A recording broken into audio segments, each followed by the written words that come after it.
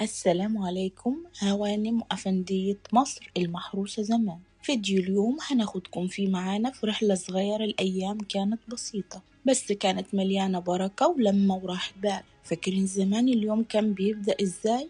من بدري خالص صوت البياعين كان بيفوق الناس من النوم، ده بينادي على الفول وده على اللبن وده على العيش، والشوارع كانت بتدب فيها الحياة واحدة واحدة. الأم تصحي ولادها للمدرسة والأب يلبس وينزل شغل والبيت كله حركة وبركة، والأطفال بينزلوا يلعبوا في الشارع، لا موبايل ولا إنترنت ولا ألعاب إلكترونية، كرة ونط الحبل واستغماية وعجلة كمان. وأهم حاجة إن الشارع كان مليان صحاب.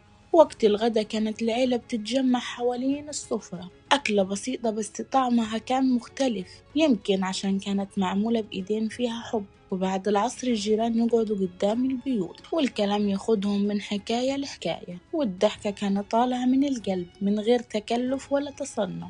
ومع المغرب الدنيا تهدى شوية، الناس ترجع بيوتها والراديو يشتغل والعيلة تتلم حوالينه، وبالليل الواحد يحط راسه على المخدة وهو مطمن، لا شايل هم بكرة ولا عينه في شاشة ولا مشغول عن اللي حواليه. يمكن الدنيا زمان كانت أبسط كتير، لكن كان فيها حاجات دلوقتي بقينا نفتقدها، اللمة والضحكة الصافية والجيرة وبركة الوقت. ويمكن عشان كده مهما كبرنا ومهما اتغيرت الدنيا لسه جوانا حتة صغيرة بتحن لأيام زمان، لأيام كانت بسيطة بس كانت بتفرح القلب. لو عشتوا الأيام دي قولولنا في التعليقات ايه أكتر حاجة وحشتكم من أيام زمان، وما تنسوش تعملولنا لايك وتشتركوا في القناة وتفضلوا دايما معانا في مصر المحروسة.